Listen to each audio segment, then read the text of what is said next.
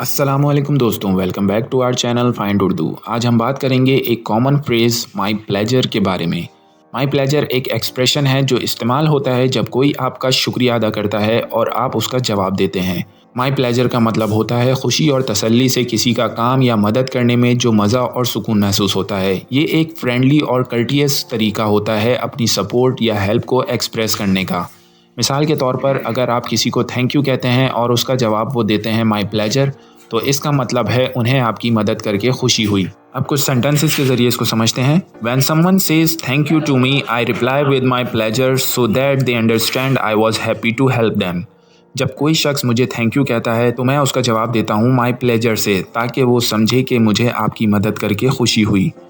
Giving gifts to my friend is my hobby and their response of my pleasure brings me happiness.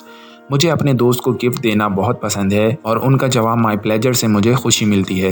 My pleasure एक ऐसा expression है जो हमारी day to day conversations में इस्तेमाल होता है और ये एक पोलाइट वे है ग्रेटिट्यूड और अप्रिसिएशन का इजहार करने का।